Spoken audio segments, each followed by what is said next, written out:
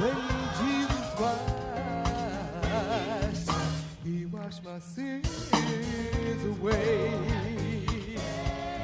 Oh, I have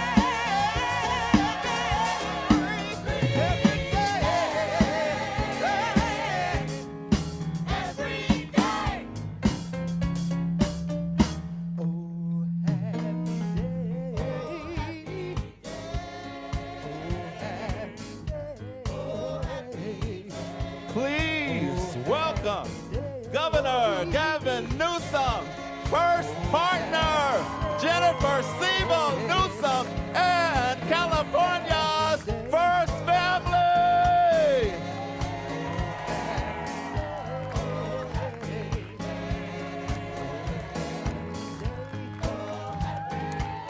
It's a great inauguration day. It's a blessed, blessed, happy day. It's a wonderful, happy day. We're so blessed. It's a happy day.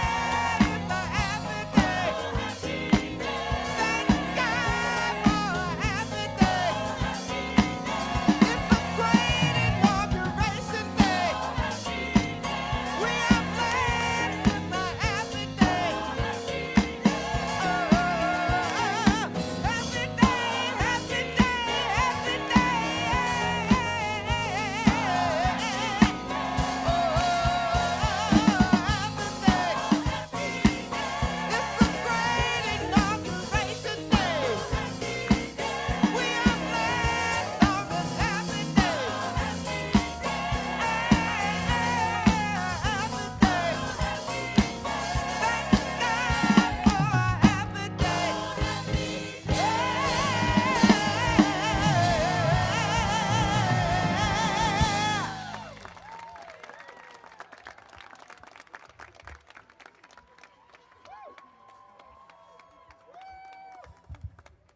Please rise for the Pledge of Allegiance, led by the First Family of California, Montana, Hunter, Brooklyn, and Dutch Siebel Newsom.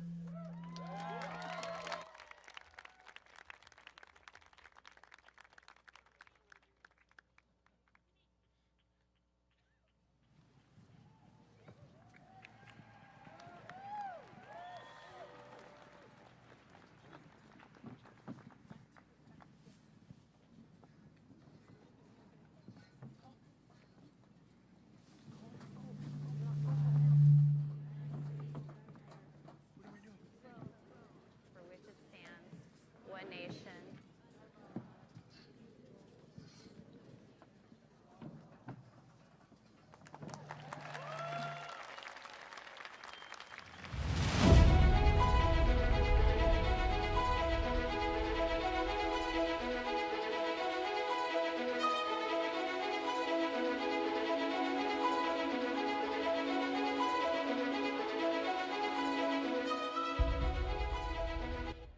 Please give a warm welcome to the first partner of California, Jennifer Siebel Newsom.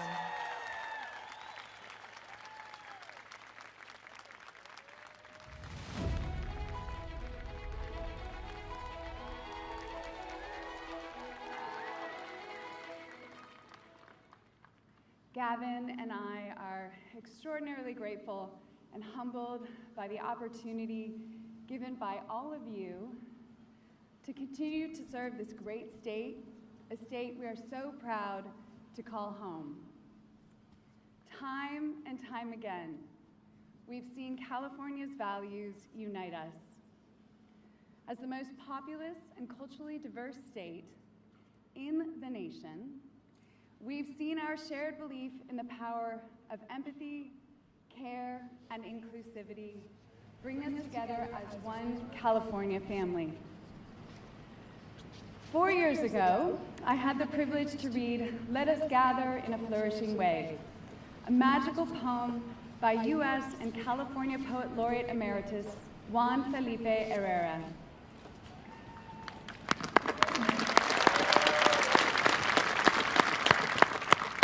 Today, it is only fitting that I read Together We Go, California, a poem that was written specifically for this occasion by Juan Felipe and California's current Poet Laureate, Lee Herrick.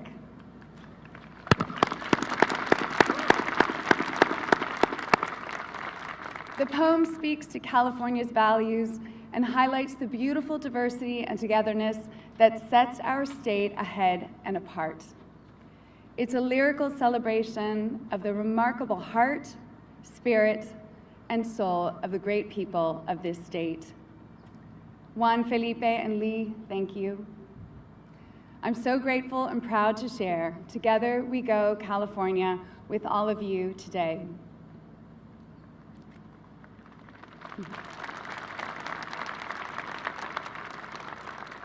Juntos vamos, California. Juntos vamos siempre, to be free, para ser unidos y cantar colectivos, with kindness y corazón, sisterhood and brotherhood. We will dance con todos desde la estrella que ilumina los campesinos hasta cada barrio, trabajadores de todas vecindades. Juntos vamos, California. Un nuevo tiempo nos espera. Juntos con nuevas ideas, vamos unidos. Soñamos, marchamos, fuentes de liberación, la nueva idea, el nuevo presente, para ella, para él, para todos con fuerza y amor. Together we go. Honremos nuestras piscas, lagunas, montañas y ríos, los valles de nuestra labor, zapateados de folclóricos. Vamos, California. Cantemos un coro nuevo, una nueva voz. Our collective llantos, and abuelitas' hopeful whisper, los cuentos de la jornada y llegada de nuestros padres, and the powerful voice de una mujer, como un amanecer. Escucha, listen. Here come our longtime corridos, our country canciones del rancho y de los campos, de guitarra y acordeón. Our klezmer, our Asian dragons, nuestros dream catchers, the deep tambores de nuestro potencial. Vamos, California, con una visión para todos. Juntos pintaremos con pinceles de arco iris y de un nuevo tiempo, pouring loose from conversations at our families' tables. Los astros y los mares nos reconocerán, and we will regain their respect de nuevo así. Together we will surf the new emerald ondas hasta llegar derecho a nuestro nuevo hogar. California, este canto es para ti. Así vamos, vamos, vamos. En cada puerta, a beach house. En cada salón, a beach school. Los papás, los estudiantes y las maestras will write and they will sing. Dibujarán y descubrirán nuestra California, our California. This is how we will go. And we will discover nuestra voz. Ella cantará, esta es mi voz, and I will shape California. Her voice might sound like the Pacific, expansive and true, y si escuchas atentamente, sonará como el amor de lo que es posible, el sueño de California. Together, let us keep rising. Soñemos, trabajemos, juguemos también, Sigamos adelante, California. Vamos juntos. Porque este es tu California, nuestra California, radiante California, flourishing California. Together, unidos we grow. Para ti, para todos, vámonos ya. Vamos con tu lucero. Viva el corazón de California. Gracias. Thank you.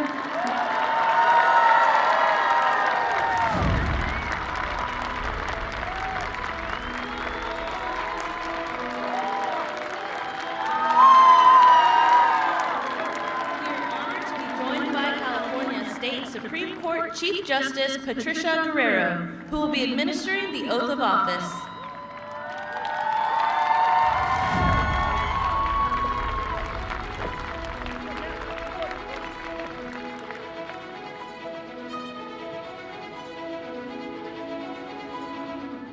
Please welcome the 40th Governor of the State of California, Gavin Newsom, accompanied by the First Partner and the First Family.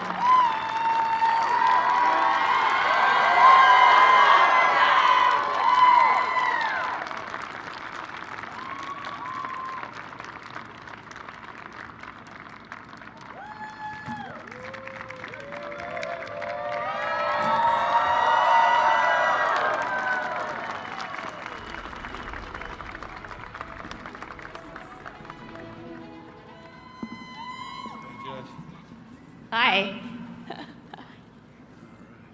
You ready? Ready.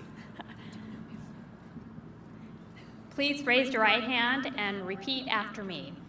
I state your name, I, Gavin Newsom, do solemnly swear do solemnly swear that I will support and defend that I will support and defend the Constitution of the United States the Constitution of the United States and the Constitution of the State of California and the Constitution of the State of California against all enemies, against all enemies, foreign and domestic, foreign and domestic, that I will bear true faith and allegiance that I will bear true faith and allegiance to the Constitution of the United States to the Constitution of the United States and the Constitution of the State of California, and the Constitution of the State of California, that I take this obligation freely that I take this obligation freely without any mental reservation without any mental reservation or purpose of evasion, or purpose of evasion, and that I will well and faithfully discharge and that I will well and faithfully discharge the duties upon which I am about to the enter. duties upon which I'm about to enter. Congratulations. Thank you, Judge.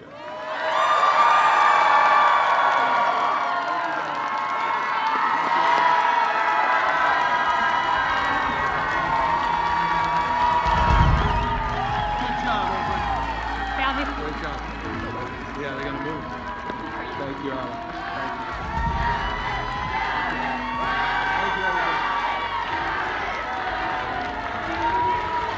Thank you.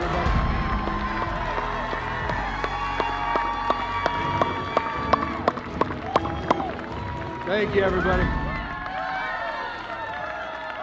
Thank you, everybody.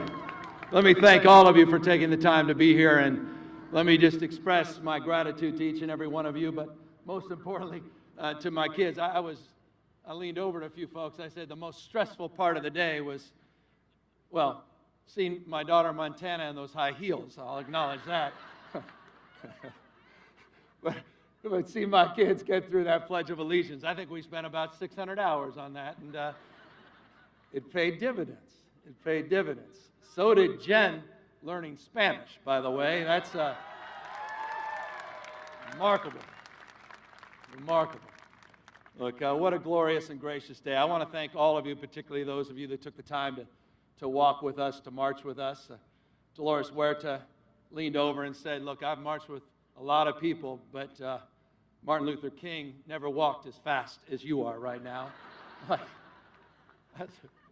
don't know if that was a brag or I don't know what it was exactly, but it was a hell of a thing to hear that from Dolores Huerta as you're walking across a bridge. And I'm honored again, all of you taking the time to be here. And I think the emphasis really is on time. I've been thinking a lot about time. You know, and maybe it's my age, maybe it's being a a parent, but time has been on my mind. You know, it's done the usual trick on me. It says that it's been 4 years. 4 years since I, stood in the shadow of the Capitol and delivered my first inaugural address, then with my 2-year-old in my arms, Dutch, and his pacifier. Probably the only thing you remember about that inaugural. I know my standing. 4 years. 4 years. Disaster and plague, they bend the clock in very strange ways. It feels both like a flash and an eternity. And in the longest hours of my first term, trying to plot a course through pandemic and wildfires and mass shootings and social unrest, I found myself looking backward as much as I was looking forward. And I recall in the 1970s when I was 10, maybe 11 years old, a child of divorce and dyslexia, trying to find my bearings. I was a kid traveling back and forth across the Golden Gate Bridge between the two very different lives of my mother and my father. I couldn't read, and I was looking for any way to ditch classes. I'd fake stomach aches and dizziness. I'd bite down on the thermometer, the nurse's office, trying to make the temperature rise past 100. Didn't work. My mom, busy juggling 3 jobs, she had no patience whatsoever for a truant. My father, the judge, guilty because he had left us, was an easier touch. I remember one time during the middle of school around lunchtime when he picked me up in his Volkswagen Bug. Beautiful car. And took me to Chinatown in San Francisco. On the face of it, it was a mission for food, but what I didn't understand back then, it was also his mission to give me a slice of San Francisco, our place, and the story of California. We crossed one of the many demarcations in the city, and suddenly we entered in a completely different realm through the gate of the intersection of Bush and Grant, and my eyes and my nose took it all in. Pagoda-style storefronts, red lanterns hanging from above, giant statues of Buddha in the windows, roasted duck, fresh-baked cookies. My father wasn't content, though, just showing me the unfamiliar. He wanted me to see past the facade to the people themselves, the humble entrepreneurs, the immigrant parents building better lives for their kids, to the journey that had brought them to enrich our city and our state. This was the same California, by the way, that my great-great-grandparents from County Cork arrived from Ireland to start a new life in the first years of California's statehood. William Newsom the first, became a beat cop in San Francisco. And the Newsoms began to plant roots as working-class Irish in a land where anything was possible. The journey from policeman to politician took about 150 years. My wife, Jennifer, the first partner, is the second in her family to be born in the Golden State. My children, Montana, Hunter, Brooklyn, and Dutch, now 5th-generation Californians. All of you here today, all of you, no two California origin stories are the same, but we share aspirations, we share ambitions. And these ties bind us, sometimes unknowingly, to our state's past and to each other. I remember hot summer days with my dad riding a raft down the stretches, the most wild stretches of the American River. Those cold waters were the same ones that James Marshall found gold nuggets that would sell the California dream to the world and alter the course of American history. I'm mindful, though, there is another side to that story, not the fairy tale. California's statehood, after all, was also sealed with a brutal genocide against Native people. Reconciling that complexity has always guided my own understanding of myself and the state I love so deeply. The shameful past, shameful chapters of our history, they don't lessen my love for my home state. They make it more complicated, no doubt, deeper, richer, but they also serve as a reminder that we can always become better. The California that beckoned my forebears 170 years ago, we had a population back then of less than 93,000 people. Today, nearly 40 or so million strong, each and every one of us with our own California story.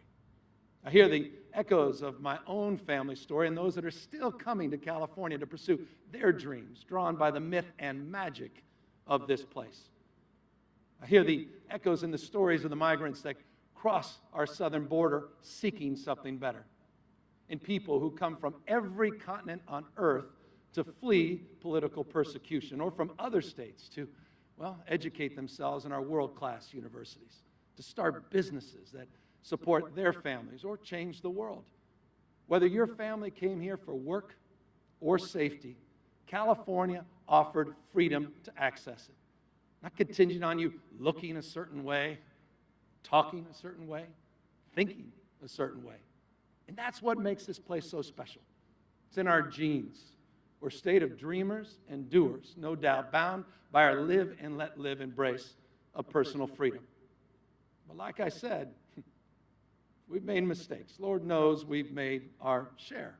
Let's not forget that Chinatown that I visited a boy as a remnant of the bigotry of the agitator at the time, Dennis Kearney, and the Chinese Exclusion Act of the late 1880s. Tens of thousands of Japanese Americans were interned right here in World War II.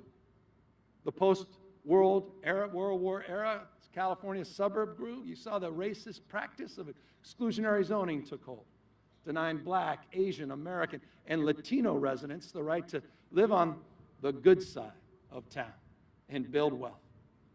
That planted, in many ways, by the way, the seeds of the housing and homeless crisis that we face today. Even California, even our state, indulged in homophobic hate at the ballot box with the Briggs Initiative, the 1970s version of Don't Say Gay. How original. And of course, the 1990s that brought a wave of anti-immigrant xenophobia, nativism manifesting in Prop 187. These are dark moments in California's journey. But in the end, we confronted our errors with humility and conviction, paving the way for rights and freedom to prevail. Every day, California commits itself to the process of getting it right for the next generation. You know, my nearly 3 decades now, 30 years in politics, I've had the opportunity to see this process firsthand, learning as we go and etching these learnings on the consciousness of a country that perhaps hasn't caught up yet. You know, when we started issuing same-sex marriage licenses in San Francisco in 2004, it felt like history.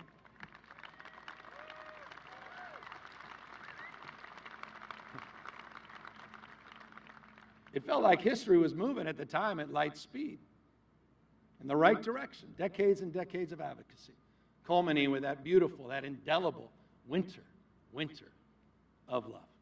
But that victory to expand rights, to expand freedom to marry, was snatched away by a backlash that resulted in Proposition 8.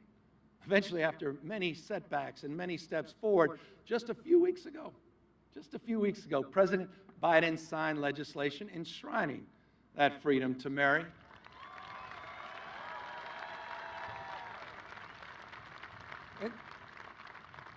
And that's been the story, hasn't it? That's been the story of progress throughout our history. It's not always easier, it's not always linear. But in the end, the verdict is clear. Crystal clear. Expanding rights is always the right thing to do. And yet, there's still forces, pretty clear, still forces in America that want to take this nation backward. We saw that 2 years ago on this day when the unthinkable happened at a place most Americans assumed was invincible. An insurrectionist mob ransacking a sacred pillar of our democracy, violently clashing with sworn officers upholding the rule of law. By the way, just like the brave men and women whose heroism we inscribe here on our own peace officers' memorial.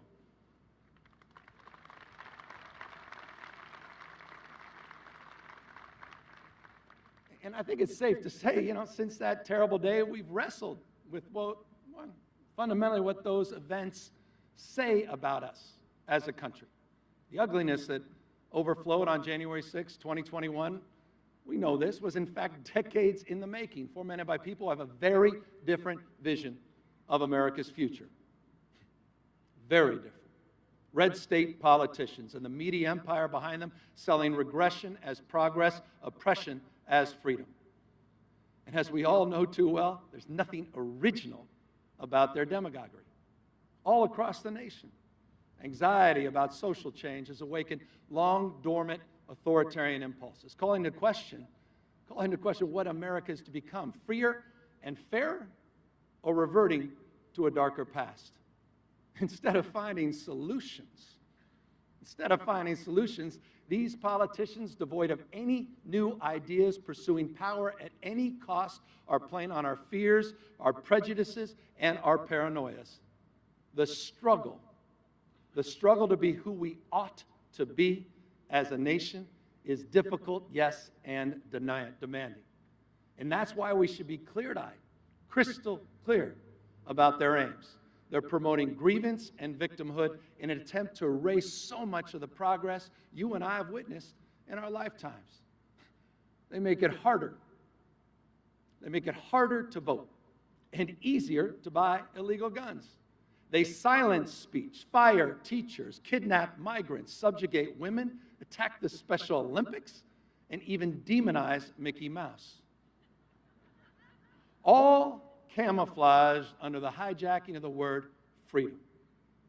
But what they really want, you know this, is more control, intrusive government, command over your most intimate decisions, when to have a family, how to raise your kids, how to love. And while they cry freedom, they dictate the choices. They dictate the choices people are allowed to make, fanning the flames of these exhaustive culture wars. Banning abortion, banning books, banning free speech in the classroom and in the boardroom. They sell fear. They sell fear and panic when it comes to crime and immigration, but they sell calm and indifference when the threat is greenhouse gases destroying our planet or big oil raking in record windfall profits at your expense.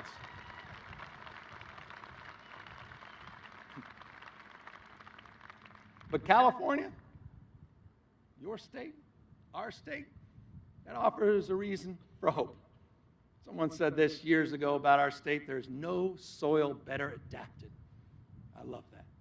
No soil better adapted to liberty and opportunity, the sense of possibility, than here in our home state, California. Now the fourth largest economy in the world. More venture capital, more startups than any other state in America, leading the world in the transition to a low-carbon, green growth future. An industrial economy, and it's leading the way in biotherapeutics and genomics and aerospace and battery storage, high-speed internet connecting Central Valley to the Central Coast. We're rebuilding roads from Wairika to San Ysidro, providing clean water from Colusa to Coachella. But New Cal Poly and Humboldt conveying more scientists, more researchers, more engineers, more Nobel laureates than any other state in the nation. We have debt-free college for hundreds of thousands of students and the largest volunteer corps in America.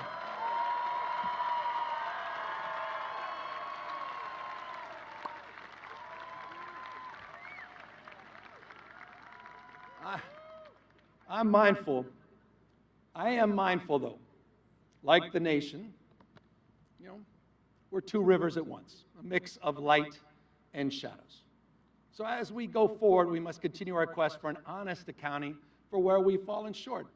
None of us are naive on affordability, on housing, on homelessness. Because in the pursuit of belonging and equal justice, California must be the enduring proof of concept. We must reconcile our shortcomings, bring everyone along in our prosperity. After all, a healthy democracy must be inclusive. Government by the people and for the people requires people willing to fight and to protect, to advance it. That's just like we did last year, isn't it? Just like we all did when we overwhelmingly enshrined reproductive rights into our state constitution. You chose choice. You know, in our finest hours, California has been, well, freedom's force multiplier, protecting liberty from a rising tide of oppression, taking root in state houses, weaknesses masquerading as strength, small men in big offices. More than any people in any place, California has bridged the historical expanse between freedom for some and freedom for all.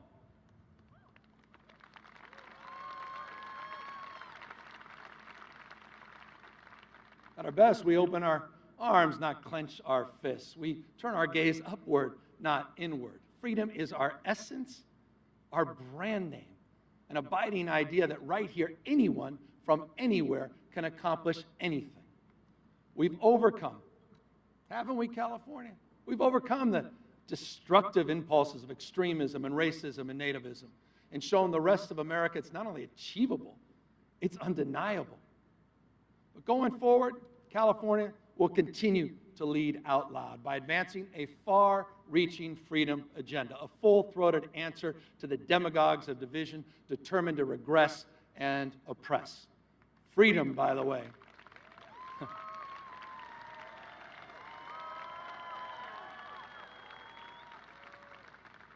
freedom for teachers, freedom for teachers to teach, free of litmus tests about their political party or the person they love.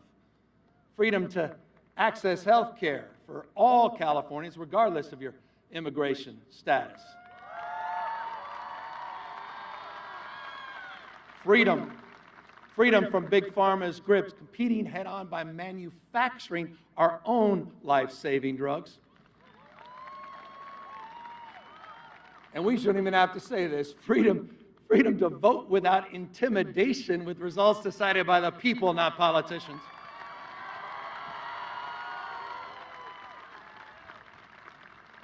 The battle lines, they're drawn. And I'll say it once again, it is time for choosing. You know, let's not forget, the policies that started here in our state, California, were once considered nothing more than romantic possibilities. They've now become commonplace across the other 49 states. It is absolutely true. California lights out the territory for the rest. That's what we do best, giving shape to the future, molding the character of the nation, just like those rivers. Just like those rivers that molded and sculpted so many of California's deepest valleys, the places of my childhood memories, those rafting and camping trips with my dad, falling in love with California over and over and over again. My dad died shortly after I was elected governor in 2018.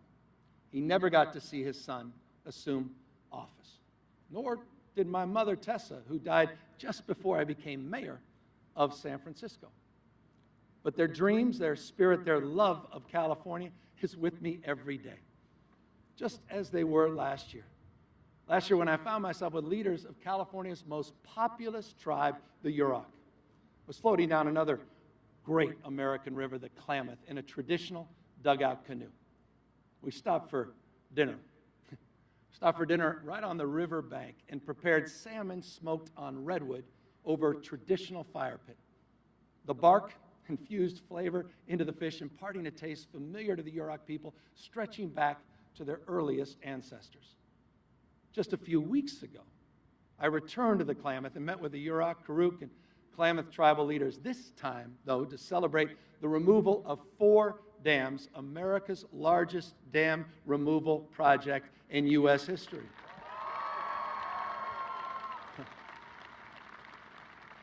Setting the river free once more, restoring natural salmon runs, and in so doing, righting an historical wrong. Because this is what California does. And it's what I've dedicated my life to, standing up for ideals, striking out against injustice. After all, history reminds us that each of us will be judged, and perhaps more importantly and powerfully, each of us will judge ourselves to the extent we contribute, as Bobby Kennedy said, to the life of our cities, our state, our nation, and the world we're trying to build. And that brings me back to time. Time is undefeated. It's relentless. And so our fleeting moment, we must fight against our worst impulses and find our better angels.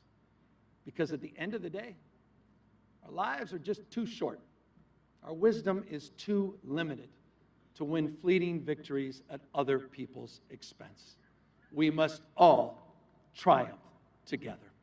Thank you all very much, California. Thank you for the privilege of 4 more years. Thank you, everybody.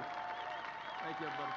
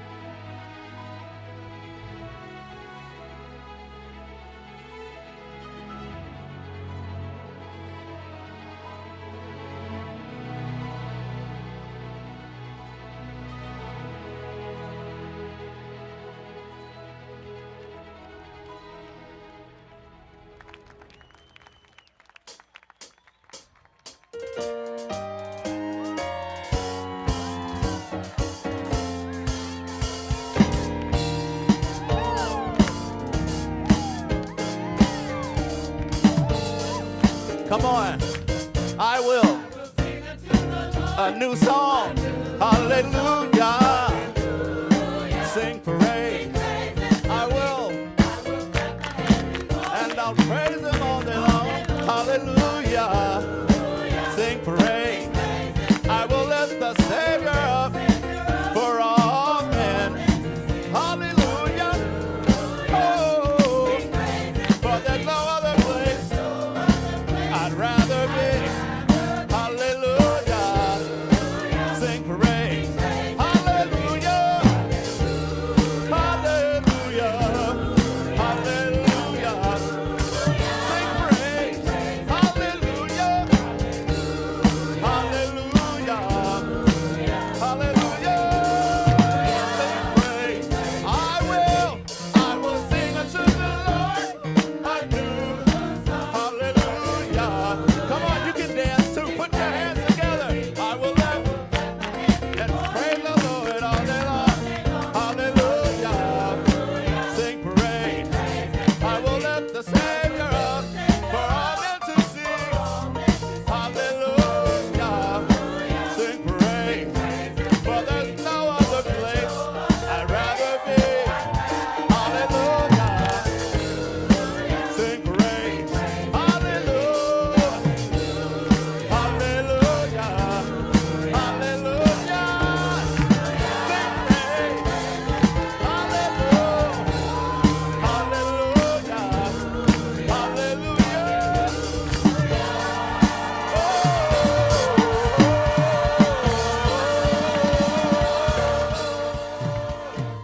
Sing praise. Woo! Come on, somebody. We're going to do some dancing. If you want to dance with us, keep your hands, keep popping, keep popping. Put your hands together. We're going to dance today. Woo! Here we go. Here we go. Here we go. Everybody dance. Everybody. Put your hands in the air. Wave them like you care. We're so thankful and we're grateful. Giving praise today. Whoa. Everybody dance. Everybody dance.